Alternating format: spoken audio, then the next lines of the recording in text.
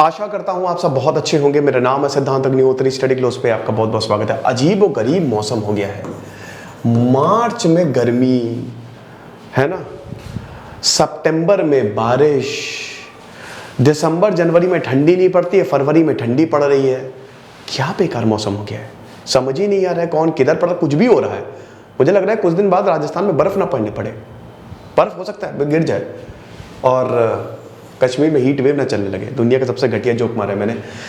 तो एनीवे, तो मार्च में इतनी गर्मी क्यों पड़ रही है आपको पता है ना। दिल्ली में Najafgarh, Lodhi road 40 degree Celsius से ऊपर टेम्परेचर चला गया है। महाराष्ट्र के कुछ एरिया में दोस्तों अभी कुछ दिन पहले, 2-3 दिन पहले अगेन 40 डिग्री सेल्सियस ऊपर। राजस्थान में 42 से 43 डिग्री सेल्सियस कुछ डिस्ट्रिक्ट में। इंडिया यूपी हो गया, हरियाणा हो गया, झारखंड हो गया, मतलब जो नॉर्दर्न इंडिया है और सेंट्रल इंडिया है, इनफैक्ट तमिलनाडु, केरल में भी हीट वेव्स आपको देखने को मिलेंगी, बिल्कुल मिलेंगी।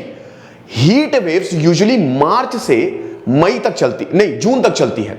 ठीक है, मैं बता देता हूं, हीट वेव्स बेसिकली मार्च से जून तक चलती है। ओकेजनली जुलाई में आपको देखने को मिलेगी, बट इस बार गर्मी वक्त से पहले आ गई है। मार्च में आपको हीट वेव्स देखने को मिल रही है। तो सबसे पहली बात तो ये है, ये क्यों हो रहा है, मार्च में इतनी गर्मी क्यों पड़ रही है। देखिए, ये सब प्रेशर का खेल है।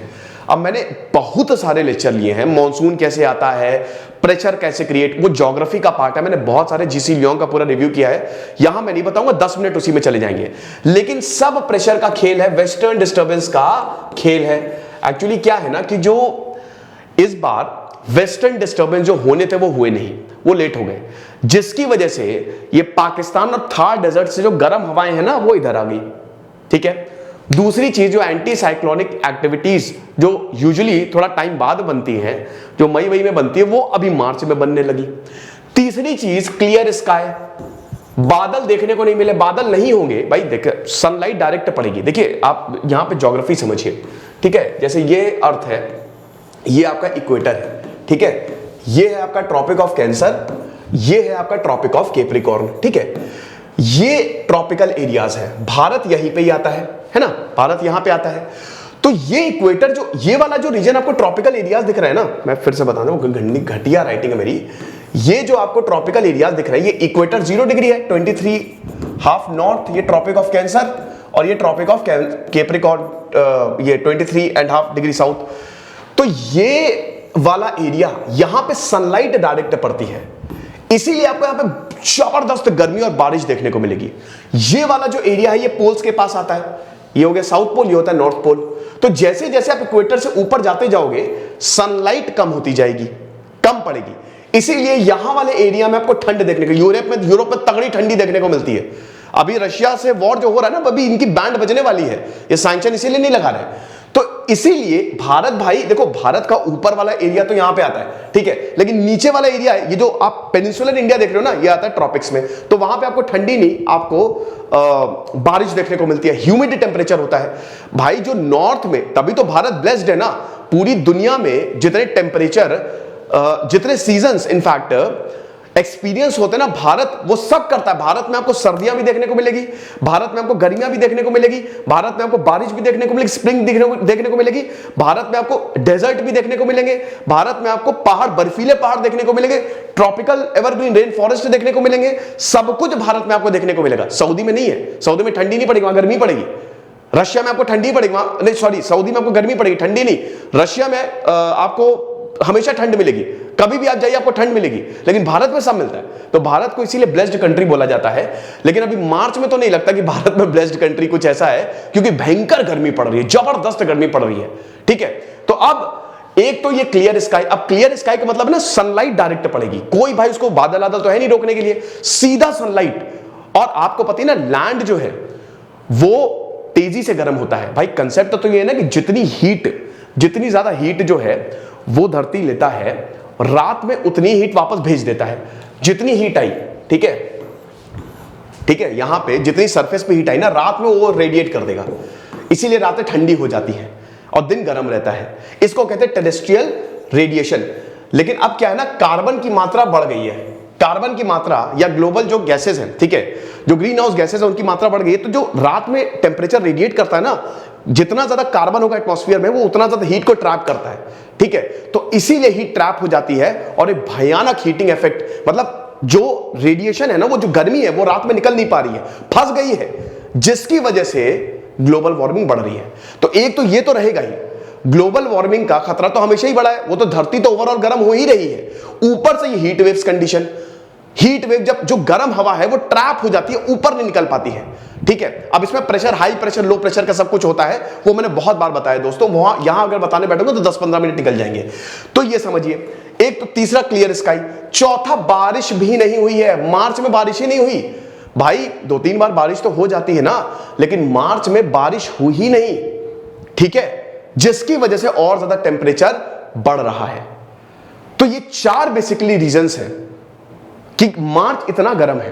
तो गर्मी इस बार पहले आ गई है। हीट वेव्स की थोड़ी बात कर लेते हैं। देखिए हीट वेव्स की अगर बात करें, ठीक है, अगर टेम्परेचर जो है वो प्लेन्स में 40 डिग्री सेल्सियस है, ठीक है, और कोस्टल एरिया में 37 डिग्री सेल्सियस से ऊपर जा रहा है, और हिली एरिया में 30 डिग्री सेल्सियस से ऊपर जा रहा है, तो हीट वेव्स का खतरा बढ़ जाता है। यानी कि तब हीट वेव, IMD जो है, भारत का मेट्रोलॉजिकल डिपार्टमेंट जो है, वो फिर जारी करता है अलर्ट कि बेटा हीट वेव्स शुरू हो चुकी हैं, एकदम लंगोट बांध लो। दूसरा point, 40 degree Celsius normal temperature है, अगर 45 डिग्री सेल्सियस ऊपर जाएगा, 4 से 5 डिग्री सेल्सियस का वेरिएशन होगा, तो हीट वेव। अब इससे समझो कि जैसे अब मार्च में यूजुअली टेम्परेचर 30 से 35 डिग्री का रहता है। मुझे याद है दोस्तों, पिछले साल मार्च, क्या अप्रैल आते आते तक हम लोग ने गर्म कपड़े नहीं रखे थे, लेकिन इस बार AC चालू हो गए हैं और अभी मार्च खत्म भी नहीं हुआ है। तो 30 से 35 डिग्री, 35 हम मान लेते हैं, 35 डिग्री सेल्सियस नॉर्मल टेम्परेचर रहता है मार्च में, ठीक है। अब अगर मान लो ये 40 डिग्री सेल्सियस हो गया जैसे अभी, तो फिर बोलेंगे कि भैया हीट वेव आ गई है। ध्यान दो, अगर 6.5 से 7 डिग्री सेल्सियस तक का वेरिएशन हो जाता है, जैसे 35 डिग्री सेल्सियस टेम्परेचर था, 43 डिग्री सेल्सियस, तो भाई भयानक खतरा है ये। फिर तो वार्निंग जारी करता है कि घर में ही रहो, घर से बाहर मत निकलना।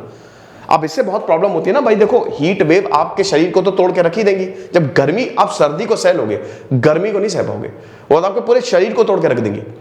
बहुत मौतें भी होती हैं, और उसके बाद क्रॉप फेलियर का खतरा जो है वो मंडराने लगता है भाई। अब जैसे अभी खतरा तो मंडरा ही रहा है ना, वीट ये प्री मैच्योर वाला राइपनिंग हो जाएगी, मॉइस्चर उड़ जाएगा, श्रिंक हो जाएगा वीट, प्रॉब्लम हो जाएगी, किसानों के लिए बहुत दिक्कत हो जाएगी।